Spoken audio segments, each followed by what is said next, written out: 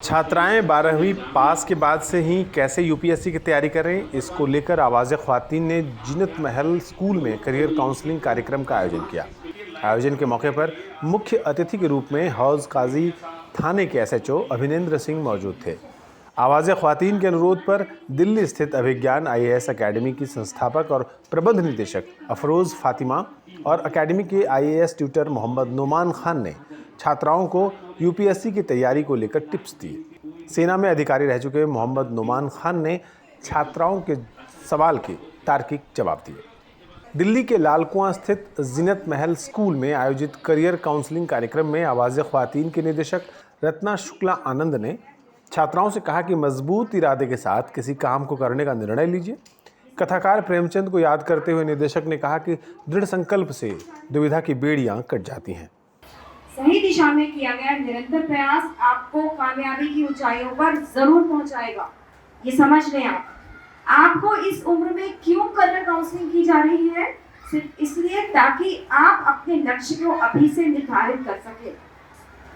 मुंशी प्रेमचंद जी को किन किन लोगों ने पढ़ा है ना? उनकी एक बहुत ही प्रचलित जो पंक्ति है जो कि पढ़ाई जाती है, पाठ्यक्रम का हिस्सा है, वो है दृढ़ संकल्प से दुविधा की बेड़ियां कट जाती है। दृढ़ संकल्प से दुविधा की बेड़ियां कट जाती है, यानी जब आप किसी चीज का संकल्प कर लेते हैं, बिल्कुल आप उसको मन में जो है वो उसका पक्का इरादा कर लेते हैं, तो आपके भीतर किसी तरह की कोई दुविधा नहीं रहती, कोई कंफ्यूजन नहीं रहता, है ना? फिर आप अपने लक्ष्य को अच्छी तरह प्राप्त कर सकते हैं। आवाज़े ख्वातीन की निदेशक ने कहा कि सफलता पाने के लिए जरूरी है कि लगातार प्रयास किए जाएं। उन्होंने कहा कि रुक रुक कर चलने से किसी को मंजिल नहीं मिलती है। छात्राओं को सफलता के टिप्स देते हुए अभिज्ञान आईएएस अकेडमी के आईएएस ट्यूटर मोहम्मद नुमान खान ने पूर्व राष्ट्रपति डॉक्टर एपीजे अब्दुल कलाम को याद करते हुए सफलता के 4 मूल मंत्र के बारे में बताया। मोहम्मद नुमान खान ने कहा कि इन 4 मंत्रों को याद कर लीजिए और जीवन में आगे बढ़िए। आप लोगों को पता है वो 4 मंत्रा क्या है, जिसको कहा जाता है सक्सेस मंत्रा? ओके, पहला जानते मंत्र क्या है? सबसे पहला मंत्र क्या है? वो है I will have a great aim. आपके पास क्या होना चाहिए? ग्रेट एम होना चाहिए। छोटा मोटा एम से कोई काम नहीं चलने वाला है।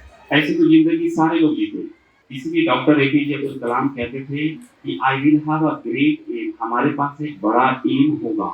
यहाँ तक मेरी बात समझ में आ गई होगी। दूसरा उनका जो सक्सेस मंत्र है ना, वो ये है कि I will continuously acquire the knowledge.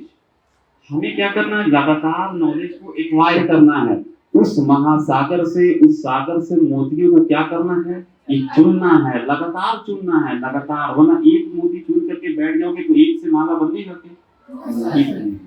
तो क्या करना है? लगातार चुनते ही जाना है। यानी I will continuously acquire the knowledge। तीसरा जो मंत्र है, I will do hard work। I will do everybody please repeat this mantra।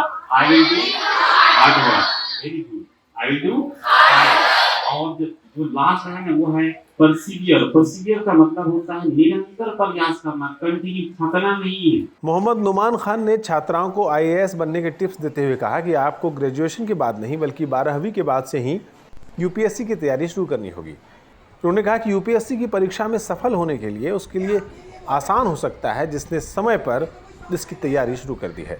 कोई भी इंसान अगर दिल से, इंटरेस्ट के साथ अगर कोई भी काम करेगा तो डेफिनेटली उसकी पहचान डिफरेंट हो जाएगी। जैसे उन्होंने एग्जाम्पल दिया है कि अगर एक गांव में लोग घास की कटाई करते हैं चारा देने के लिए जानवरों को, और एक पार्क में घास की कटाई करता है, अगर इतना काबिलियत हासिल कर लो घास की कटाई करने में, इतना काबिलियत कर लो कि एडन गार्डन से और फिरोज शाह कोटला जो मैदान है, यहाँ से कॉल आए आपके लिए कि सर 1 करोड़ का ठेका है, घास की कटाई करनी है ग्राउंड में।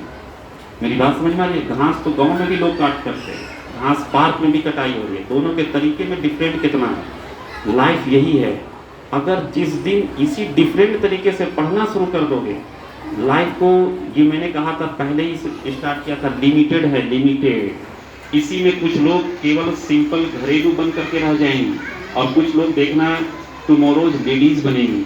इबादत से जुड़े एक सवाल के जवाब में अभिज्ञान आईएएस अकेडमी के संस्थापक और प्रबंध निदेशक अफरोज़ फातिमा ने छात्राओं से कहा कि पढ़ाई करने से आपकी इबादत में कोई कमी नहीं आएगी। उन्होंने कहा कि हर दिन जो भी काम आप करती हैं उसे ईमानदारी और अच्छी नीयत के साथ करना भी इबादत है।